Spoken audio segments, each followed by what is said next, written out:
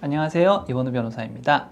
오늘은 저번 영상에서 집행유예 관련해서 말씀을 드렸죠. 그때 기소유예에 대한 내용을 약간 말씀을 드렸는데, 오늘은 그 기소유예에 대한 것들을 조금 더 구체적으로 알아볼까 합니다. 기소유예 어떻게 받냐, 그리고 또 어떤 범죄 같은 경우에 보통 기소유예가 나오냐, 이런 부분들에 대해서 좀 알려드릴 테니까 꼭 상세하게 좀 들어주시기 바랍니다. 변호사님, 네. 기소에도 약식 기소랑 기소유예가 있잖아요. 그게 어떤 차이점이 있나요? 약식 기소와 기소유예는 비슷해 보이기는 하는데요. 엄청난 차이는 있어요. 바로 이제 우리가 제일 무서워하는 전과라는 거 있죠. 전과가 되냐 안 되냐가 이제 갈리는데, 약식이라는 것은 검사가 벌금형으로 그냥 끝내겠다는 겁니다. 뭐 쉽게 말해서 내가 인터넷으로 뭘 하다가 명예훼손으로 조사를 받았어요. 그 다음에 검사가 명예훼손 맞는 것 같다. 그럼 벌금 200만 원 약식 기소라고 한다면은, 내가 그 200만 원을 인정을 한다면은 굳이 법원까지 갈 필요가 없는 거예요. 마치 과태료처럼 그 200만 원을 납부를 하면은 끝나는 겁니다.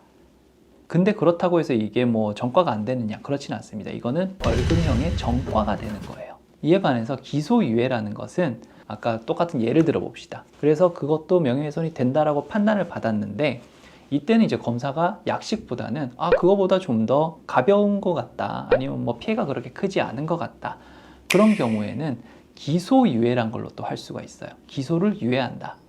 이런 경우에는 혐의가 인정이 되는 것 같은데, 뭐 사건의 이런 정황들을 보니 기소하는 거는 한번 미뤄주겠다라는 겁니다. 이렇게 되면은 전과가 안 생긴다는 거예요. 그렇기 때문에 우리는 약식을 받아야 될까요? 아니면 기소유예를 받아야 될까요? 기소유예가 훨씬 더 좋은 겁니다. 변호사님, 네? 그러면 모든 사건이 기소유예 가능성이 있는 건가요? 그렇진 않겠죠. 기소유예라는 게 결국은 뭐 혐의가 있는 건 맞는데 한번 봐줄게라는 거잖아요. 그럼 뭐예요? 봐줄 만한 사건이어야겠죠. 그런데 뭐 강도다, 뭐 살인이다, 성범죄다, 강제추행이라든지 뭐 강간이라든지 불법 촬영이라든지 이런 것들은 안 되겠죠. 그렇다면은 결국은 이제 기소유예가 될 수 있는 범죄들은 좀 가벼운 범죄들이어야 해요.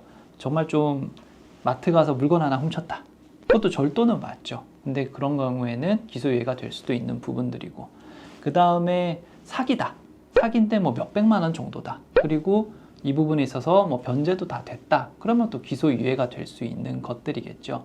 그래서 기소유예가 되기 위해선 절대적으로 범죄가 가벼운 범죄여야 하고요. 그 다음에 사건을 당연히 인정하고 있어야겠죠.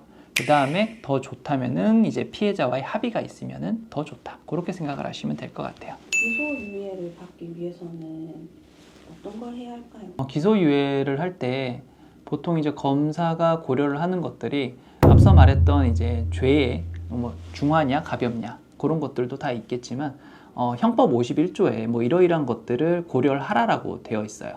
보통은 저는 이렇게 외웠어요. 연성지휘관, 관동수, 결정, 이렇게 외웠거든요. 그러니까 연령이 있을 거고요, 성애, 그 다음에 지능, 환경, 그 다음에 뭐 피해자에 대한 관계, 범행 동기, 그 다음 수단, 그리고 뭐 그 결과가 어떻게 됐냐, 그 다음에 범행 후 정황이 어떠냐. 그러니까 이런 것들을 다 보고 이제 기소유예를 할지 말지에 대한 결정을 하게 되는 것들이거든요.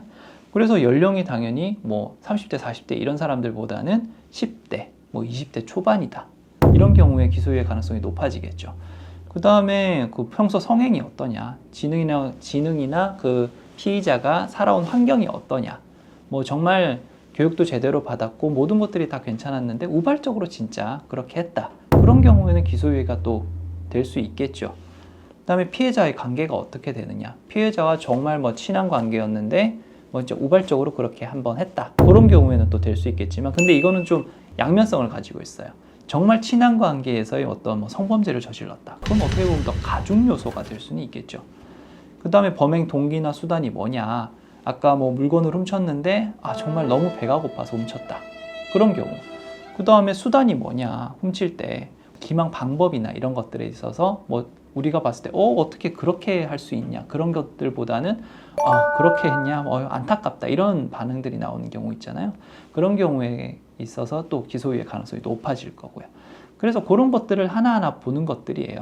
그리고 앞서 말씀드렸죠. 가장 중요한 건 피해자와의 합의가 제일 중요하다. 피해자의 의사를 검사 역시 고려를 할 수밖에 없어요.